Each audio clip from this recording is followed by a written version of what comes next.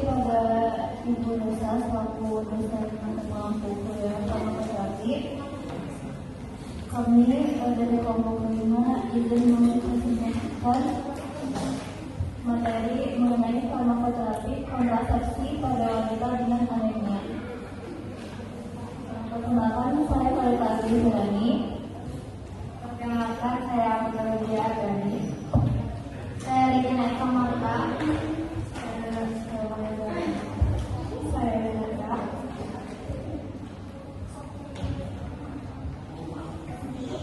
Lanjut ke identifikasi masalah boleh di next.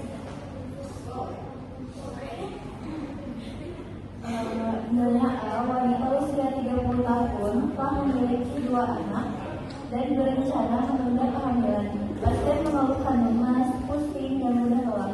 Pemeriksaan menunjukkan hemoglobin 9,8 gram per desiliter yang mengarah pada anemia defisiensi. Kondisi ini disebabkan oleh menstruasi yang berlangsung 7-8 hari dengan pendarahan banyak atau menokardia. Pasien tidak memiliki riwayat penyakit biasa.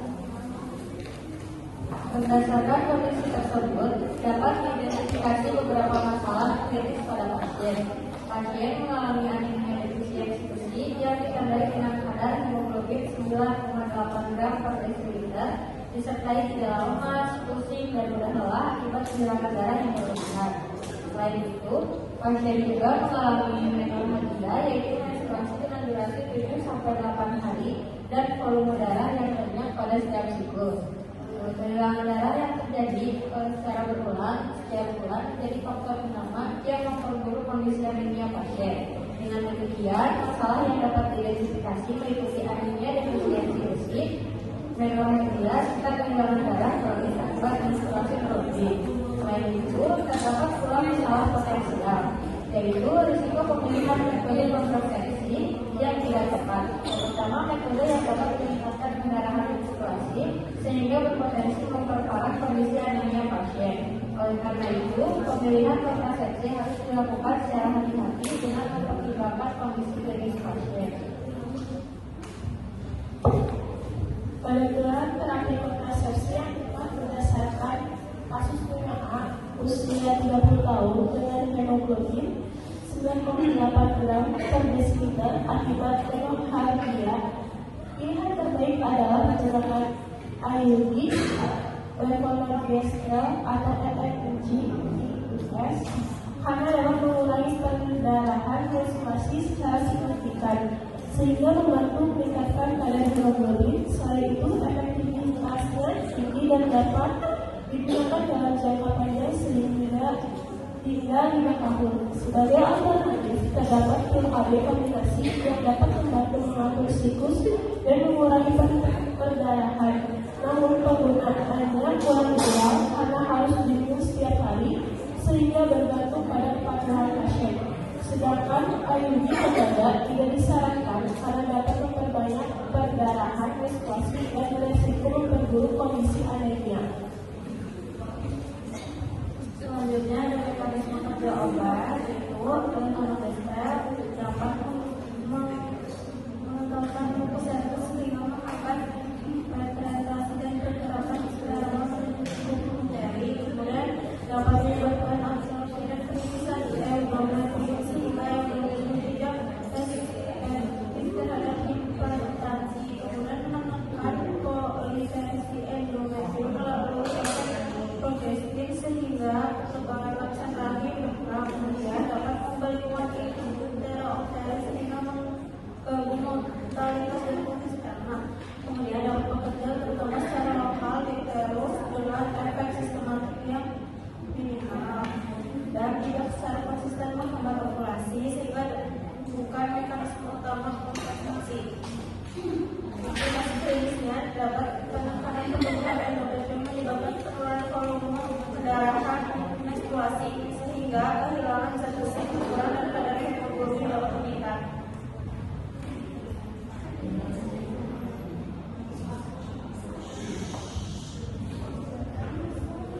Selanjutnya adalah efek samping dan resiko. Nah, jadi dalam penggunaan kontrasepsi levonorgestrel ini Selain memberikan manfaat dalam mengurangi perdarahan ventilasi, tetap terdapat beberapa efek samping dan juga risiko yang perlu diperhatikan. Nah, jadi efek samping itu adalah perdarahan yang tidak teratur atau seperti ini, terutama pada awal pemakaian. Selanjutnya adalah amenorrea atau tidak menstruasi setelah penggunaan beberapa waktu.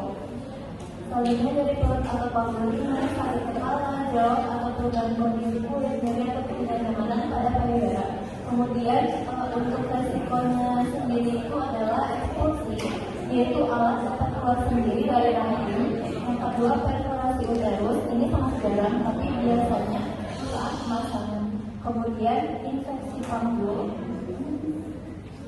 terutama pada awal pemasangan, dan kehamilan ektopik, ini jarang tetapi perlu diwaspadai. Lalu yang selanjutnya ada edukasi kepada pasien. Nah, di sini alat kontrasepsi yang digunakan itu IUD. Nah, cara penggunaannya, alatnya dipasang oleh tenaga kesehatan. Dipasangnya itu melalui alat boring ke rahimnya. Nah, pada awal penggunaannya dapat terjadi pendarahan, tidak teratur atau spotting. Namun umumnya akan kembali seiring waktu. Nah, kalau ada gejala seperti nyeri perut hebat, perdarahan berlebihan, demam, ataupun infeksi, harus segera dikonsultasikan ke tenaga kesehatan. Nah, untuk membantu akhirnya ini bisa diatasi dengan mengkonsumsi makanan tinggi gizi, minum suplemen gizi, dan juga lakukan kontrol kadar hemoglobin secara berkala. Baik, kesimpulannya itu tadi yang mengalami anemia defisiensi gizi akibat non kerja. Jadi kontrasepsi yang paling tepat itu adalah IUD karena efektif dan dapat mengurangi perdarahan menstruasi. IUD tembaga tidak disarankan karena dapat menyebabkan anemia. Kemudian rekomendasi dari kelompok kami, apabila ada pertanyaan boleh silakan.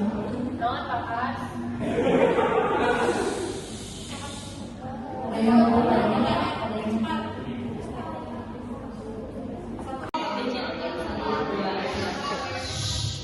Izin bertanya, mengapa pil KB kombinasi hanya sebagai alternatif? Terima kasih.